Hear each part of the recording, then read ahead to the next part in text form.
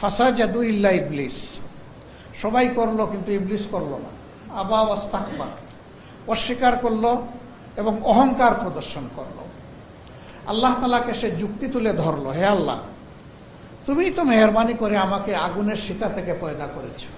আরে মানুষ পায়ের নিচে যে মাটি থাকে সেই মাটি থেকে তারে পয়দা করেছো, এখন উন্নত শিরের এই শিখা অবনত পায়ের তলার মাটিকে কি সম্মান করবে? কি যুক্তিপূর্ণ কথা তার। সমাজে অনেকে বলে যেটা যুক্তি এটাই সত্য। যদি যেটা যুক্তি এটাই সত্য হয় তাইলে শয়তানের কথাও সত্য। সব জায়গায় যুক্তি দিয়ে সত্যকে ধারণ করার, গ্রহণ করার সুযোগ নেই। বুঝতে হবে যে আমার জ্ঞান যতটুকু সীমা পর্যন্ত পৌঁছতে পারবে না, সেই সমস্ত কিছু জুড়ে আল্লাহ তাআলার জ্ঞান আছে। তিনি সব কিছুকে তার জ্ঞানের রাজ্যে ধারণ করেন। আমার এই বুঝই নাই সত্য মিথ্যাকে পুরাপুরি পরখ করা যুক্তি দিয়ে, সুতরাং কিছু বিষয়ে ওখানে যুক্তি চলবে না। যদি কাউকে জিজ্ঞেস করে তোমার বাবাকে, তো সে বলল অমুক, বলবে তার প্রমাণ কি? সে কি প্রমাণ দিবে? তাহলে প্রমাণ দিতে হলে বলতে হবে যে এখন বাবার ডিএনএ টেস্ট করো। এইভাবে কি সকল সন্তানের বাবার বাস্তবতা ডিএনএ টেস্ট করে নির্ধারণ করলে এই সমাজের কোনো মান ইজ্জত থাকবে? থাকবে না। তাহলে এই জায়গায় আমি বিশ্বাস করছি যে আমার বাবাও মুখ ছিলেন, আমার দাদাও মুখ ছিলেন, আমি তো দেখি নাই। আমার জন্মের এই প্রক্রিয়ার সাথে আমি নাই, আমার জন্ম তো তারপরে হয়েছে। তো এখানে যুক্তির জায়গা কোথায়? এখানে যুক্তির জায়গা নাই। এখানে বিশ্বাস করতে হবে আমাকে। ঠিক আল্লাহ রাব্বুল আলামিনের জাত এবং সিফাতের উপর আলিফ থেকে গিয়া পুরাপুরি বিশ্বাস করা হচ্ছে মুমিনের দায়িত্ব। এখানে কোনো কিন্তু নাই, ইত্যাদি নাই, অতঃপর নাই, এই সব কিছু ছাড়া আল্লাহ তাআলার জাত এবং সিফাতের কাছে আমরা আত্মসমর্পিত। সালাত সেই ইবাদত। বান্দা সেজদায় লুটাইয়া পড়ে বলে, আল্লাহ জানি তো না তোমার গোলামকে দ্বিতীয় সেজদার মতো হায়াত তুমি রেখেছো কিনা। যদি এই সেজদা পর্যন্তই আমার হায়াত হয়, তাহলে মাথাটা উঠানোর আগে তোমার গোলামটারে আল্লাহ তুমি ক্ষমা করে দাও। আমি তোমার ক্ষমার সুসংবাদ নিয়ে তোমার কাছে আসি। এইভাবে প্রতিটি সালাতে মুমিন বান্দা যখন দাঁড়ায়, মন খুলে তার আল্লাহর সাথে কথা বলে। যখন এই সালাতটা জামাতে অনুষ্ঠিত হয়, তখন ইমাম সাহেব তার মুক্তদিদের পক্ষে আল্লাহর কাছে সুপারিশ করে। আমরা যে সূরা ফাতিহাটা পড়ি, এইখানেই তো আল্লাহর কাছ থেকে সব আমরা চেয়ে নিচ্ছি। আল্লাহ তাআলার প্রশংসা করি, তারপরে আল্লাহর কাছে চাই, আল্লাহ হেদায়েত দেও, আল্লাহ তাদের মতো দেও যাদের উপরে তুমি রহম করেছো, আল্লাহ তাদের মতো আমাদের করো না যাদেরকে তুমি অভিশপ্ত করেছো, গুমরাহ করেছো। চমৎকার চমৎকার দোয়া করে আমাদের সালাত শুরু হচ্ছে। তারপরে যত আয়াত তেলাওয়াত করা হয়, পরতে পরতে আল্লাহ তাআলার শান আর গোলামের গোলামি, এ দিয়ে ভরা থাকে এই সালাত। কি মজা! আমি আমার মুনিবের সাথে বাদশাল করছি। আল্লাহু আকবার। আল্লাহর হাবিব বলেন, বান্দা আর মাবুদ এর মাঝে দূরত্ব একেবারেই কমে যায় একটা সময়। সেই সময়টা হচ্ছে সিজদার সময়। এই সিজদাতে গিয়ে আল্লাহ তাআলাকে মন ভরে আমরা চাই। হ্যাঁ, ফরজ নামাজের সময় সবটা পারবো না, যতটুকু পারি, কিন্তু এর বাইরে যে সালাতগুলো আদায় করব মন ভরে, যদি আল্লাহ তাআলার সাথে আমাদের সেই কথাবার্তা, আমাদের আরজ, আমাদের প্রয়োজন, আমাদের মাগফিরাত চাওয়া চলতে থাকে, আমরা দিন দিন আল্লাহ তাআলার মাহবুব বান্দা হয়ে যাব, প্রেমময় বান্দা হব। আল্লাহকে আমরা ওয়াদুদ হিসাবে পাব, আসল প্রেমিক হিসাবে পাব। যার অন্তরে আল্লাহ তাআলা এই নিয়ামত দান করেছেন, তার অন্তর সব সময় একদিকে আল্লাহ তাআলার মহব্বতের আশায়, মাগফিরাতের আশায়, আরেকদিকে আল্লাহর শাস্তির ভয়ে থরথর করে কাঁপে। প্রত্যেকটা ইবাদত বান্দা এই আশায় করে যে আমার আল্লাহ আমার ডাক শুনছেন, কারণ আল্লাহই তো বলেছেন, উদউনি, তোমরা আমাকে ডাকো, আস্তাজিব লাকুম, আমি তোমাদের ডাকে সাড়া দেব। আল্লাহু আকবার। বান্দার হয়তো ডাকতে দেরি হতে পারে, সেই ডাক যদি খালিস দিলে হয়, ইখলাসের সাথে হয়, আল্লাহ তাআলার কবুল করতে সময় লাগে না। তিনি আমাদের মহান মওলা। আমরা সৌভাগ্যবান, আল্লাহ তাআলা শুধু আশরাফুল মখলুকাত করে আমাদেরকে ছেড়ে দেননি, বরঞ্চ দৌলতে ঈমান আমাদেরকে দান করেছেন। শেষ কিতাবের আল্লাহ তাআলা আমাদেরকে ইত্তেবা করার সুযোগ করে দিয়েছেন। নবী মুহাম্মদ রাসূলুল্লাহ সাল্লাল্লাহু আলাইহি সাল্লাম, যিনি সমস্ত নবীগণের ইমামতি করেছেন আল আকসায়, বাইতুল মাকদিসে, আল্লাহ তাআলা মেহেরবানি করে আমাদেরকে তার উম্মত হওয়ার তৌফিক দান করেছেন। চমৎকারভাবে এই নামাজটা আদায় হলো, বড় শান্তি মসজিদের ভিতরে। এই তালা 5 তালা পর্যন্ত মুসল্লিরা হয়তোবা ছিলেন, কোনো সাড়া শব্দ নাই। ইমাম সাহেব যখনই আল্লাহু আকবার বলে তাকবীরে ওলা দিয়ে নামাজ শুরু করেছেন, তখন থেকে ডান দিকে বাম দিকে সালাম ফিরানো পর্যন্ত নিস্তব্ধ নীরবতা, পিন পতন নীরবতা। সবাই মনে মনে আমরা তাকে অনুসরণ করেছি। কি প্রশান্তি, কি শান্তির পরিবেশ। কেন? একটা কারণে, ইমাম সাহেব তার মন গড়া পদ্ধতিতে এই সালাত আদায় করেন নাই। তিনি সালাতটা আদায় করেছেন আল্লাহর হুকুম মাফিক, মুহাম্মদুর রাসূলুল্লাহ সাল্লাল্লাহু আলাইহি সাল্লামের তরিকা মোতাবেক। এই জন্য শান্তিতে ভরে যায় আমাদের দিল এবং মসজিদ।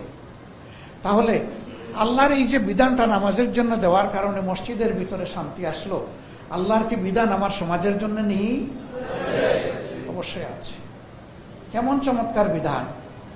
রাসূল করিম সাল্লাল্লাহু আলাইহি সাল্লাম ইন্তেকালের আগে তার বিবিগণকে একত্রিত করলেন, বললেন, আজকে একটা আমানত তোমাদের কাছে রেখে যাচ্ছি, এটি আমার উম্মতের কাছে পৌঁছে দেওয়া। কিছু সময় তিনি নীরবতা পালন করলেন। বাকি সকলে চাতক পাখির মতো তাকিয়ে আছেন যে উনার আমানত আমরা তার উম্মতের কাছে পৌঁছাবো, এটা আবার কি? তখন তিনি বললেন যে দেখো, নবীগণের সমস্ত আমল হচ্ছে ইবাদত এবং আল্লাহর শিখানো পদ্ধতি মোতাবেক ইবাদত। অতএব আমি যখন প্রকাশ্য দিবালোকে অথবা রাতের বেলাই হোক আমার সঙ্গীদের সাথে, সাহাবীদের সাথে থাকি, তখন তারা আমাকে দেখে বুঝে এবং সেই অনুযায়ী আমলের সবক নিয়ে নেয়। কিন্তু আমি যখন তাদের থেকে আলাদা হয়ে তোমাদের কাছে চলে আসি, আমি যখন একাকিত্বে তোমাদের সাথে রাত্রি যাপন করি, তখনকার আমলটা কিন্তু তারা জানে না। তাহলে এই আমলের তরিকা তারা শিখবে কিভাবে? নবীদের জীবনে প্রাইভেসির ওই রকম কিছু নাই। আমার ইন্তেকালের পরে সব তোমরা আমার উম্মতকে জানাই দেবো। আল্লাহু আকবার! কি বাকি রইল বলেন তো দেখি? জীবনের আর কিছুই বাকি থাকলো না, সব আল্লাহ রাসূল শিখাইয়া দিয়া দুনিয়া থেকে বিদায় নিয়েছে। আমাদের সমাজের যা কিছু আছে, যা কিভাবে চলবে, সব শিখাই দিয়ে গেছে। আসুন আমরা আমাদের আল্লাহকে, তার পুরা উলুহিয়ত আমাদের দিলের মধ্যে আমরা ধারণ করি। আল্লাহর কিতাবুল্লাহ আল কোরআনকে আমরা বুকে জড়াইয়ে ধরি, কিতাবের শিক্ষাটা বুঝার চেষ্টা করি, সেই অনুযায়ী নিজেকে চালাই এবং সমাজকে চালানোর চেষ্টা করি। এই কিতাব মুখে নিয়ে আমরা যেন দুনিয়া থেকে বিদায় নিতে পারি। ইয়ামুত তানাদ, যেটাকে হাক ডাকের দিন বলা হয়েছে, এটার আরো অনেক নাম আছে। এর মধ্যে গুরুত্বপূর্ণ একটা নাম হচ্ছে ইয়ামুত তাগাবুন, যেটাকে আমরা হাসরের দিন বলি। তাগাবুন মানে হচ্ছে হার জিত। এই দিনে যে হেরে যাবে একেবারেই হেরে গেল, তার ঠিকানা জাহান্নাম। আর যে জিতে যাবে একেবারেই বেঁচে গেল। সেই দিনের জন্য আসুন আমরা প্রস্তুত হই। দুনিয়াটাকে যদি আল্লাহ তাআলার হুকুমের আলোকে আমরা কবুল করি, আখিরাতটা আল্লাহ তাআলা আমাদের উপর মেহেরবানি করবেন। কিন্তু যদি আমরা নামাজকে মানি, সমাজকে না মানি আল্লাহর জন্য, আল্লাহর হুকুম মোতাবেক, তাহলে আল্লাহ তাআলা কিন্তু একটা ধমক দিয়েছেন। আফা তুমিনুনা বিবাদিল কিতাবি ওয়া তাকফুরুনা বিবাদ। আমি যে কিতাব তোমাদেরকে দান করেছি, তোমাদের যেটুকু ভালো লাগে তা তোমরা কবুল করে নিয়েছো, ঈমান এনেছো, আর যেটা তোমাদের মানতে কষ্ট হয় সেখানে তোমরা তাকফির করো, অস্বীকার করো। যদি এরকম আচরণ করো, ফামা জাযাউ মিনকুম ইল্লা খিজয়ুন ফিল হায়াতিদ দুনিয়া, তাহলে তোমরা নিশ্চিত থাকো এই দুনিয়ার জীবনে আমি তোমাদেরকে অপদস্থ করে আছাড় দেব আমি। আজকে যদি আমরা মুসলিম দুনিয়ার দিকে তাকাই, আমরা দেখি সম্মান কোথাও আমাদের নেই। তার মূল কারণ হচ্ছে আল্লাহর কিতাবের এক অংশ গ্রহণ করেছি, আরেক অংশ আমরা করি না। এই এখতিয়ার আল্লাহ আমাদেরকে দেননি। এরপরে বলেছেন, আসো আখেরে আমার কাছে ফিরে আসতে হবে। ইন্না ইলাইনা ইয়াবাহুম সুম্মা ইন্না আলাইনা হিসাবাহুম, আমার কাছেই ফিরে আসতে হবে, তারপরে তোমাদের হিসাব নেওয়ার দায়িত্ব আমার উপর, আল্লাহ বলতেছে। সেই দিনকার হিসাব যার আল্লাহ কড়ায় গন্ডায় নেবেন তার নিশ্চিত ঠিকানা জাহান্নাম, আর যার প্রতি আল্লাহ সদয় হয়ে হিসাব ইয়াসিরা সহজ হিসাব নসিব করবেন সে বেঁচে যাবে আলহামদুলিল্লাহ। সেই বেঁচে যাওয়ার জন্যই তো আল্লাহকে মানতে হবে জীবনের সকল ক্ষেত্রে। এতটুকুই আপনাদের কাছে আমার আরজ। এই কথায় কেউ কষ্ট হয়ে থাকলে আমাকে ক্ষমা করবেন। আমি যা বুঝেছি আপনাদের সামনে পেশ করেছি। যদি এই কথার মধ্যে আল্লাহ তাআলা কোনো ফালাহিয়াত রেখে থাকেন, আল্লাহ তাআলা যেন আমাদের সবাইকে দান করেন, এবং সবার আগে যেন আল্লাহ আমাকেই আমল করার তৌফিক দান করেন। কারণ আমার মুখ দিয়ে আজকে এই কথাগুলো প্রথম বের হয়েছে।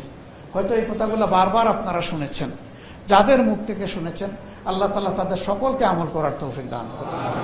সম্মানিত ভাইয়েরা, আসুন নামাজ অনুযায়ী আমরা সমাজটাকে গড়ে তুলি।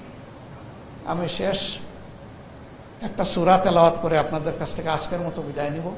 রাসূল মকবুল সাল্লাল্লাহু আলাইহি সাল্লামের সাহাবীগণ পরস্পরের সাথে দেখা হলে বিদায়ের আগে অথবা যে কোনো এক সময় এই সূরাটা পরস্পরকে তেলাওয়াত করে শোনাতেন। বিসমিল্লাহির রহমানির রহিম।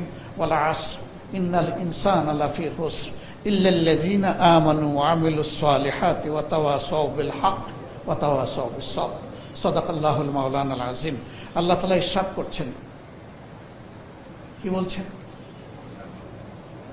ওয়াল আসর, সময়ের কসম, ইন্নাল ইনসানা লাফি খুসর, সমস্ত মানুষ ক্ষতির মধ্যে নিমজ্জিত, তারা ছাড়া যারা বিপদে আপদে সংকটে মুসিবতে পরস্পরকে হকের এবং সবরের উপদেশ দেয়। হকের উপর দৃঢ় থাকো আর আল্লাহর উপর সবর করো, এরা শুধু বেঁচে যাবে, বাকি সবাই ক্ষতিগ্রস্ত হবে। আল্লাহ তাআলা পারস্পরিক জীবনে, সাংসারিক জীবনে, সামাজিক জীবনে হকের উপর আমাদেরকে টিকে থাকার জন্য পরস্পরকে পরস্পরের বন্ধু এবং সঙ্গী বানিয়ে দিন। আমরা সবাই মিলে একটা আল্লাহওয়ালা সমাজ গড়ার দিকে এগিয়ে যাই। এ জীবন থাকবে না। মায়ের পেট থেকে একবার বের হয়েছি, কবরের পেটে একবার ঢুকে যাব। তাও যদি কিসমতে থাকে, যদি এটাও না থাকে, কোথায় আমাদের ঠিকানা হবে আমরা জানি না। বহু জায়গায় প্লেন ক্রাশ হয়ে মানুষ মারা যায়, তাদের শরীরের একটা কণাও খুঁজে পাওয়া যায় না। পরপর 8 মাসের ভিতরে মালয়েশিয়ার 2টা বিখ্যাত বিমান আজ থেকে 6 বছর আগে এরকম ক্রাশে পড়েছে। আজ পর্যন্ত তারা একটা দুলাবালিও বিমানের আবিষ্কার করতে পারে নাই যে এটা কোথায় আছে। আল্লাহ তাআলা যেন আমাদেরকে খাতিমা বিল খায়ের নসিব করেন, অর্থাৎ দুনিয়া থেকে আমাদের বিদায়টা যেন ভালোর উপরে হয়, আল্লাহ তাআলার সন্তুষ্টি এবং পছন্দের উপরে হয়। প্রিয় বাংলাদেশকে আল্লাহ তাআলা কোরআন দিয়ে সাজিয়ে দিন, আর এই সাজানোর কাজটা আল্লাহ আমাদের সবাইকে দিয়ে করান, এই দোয়া।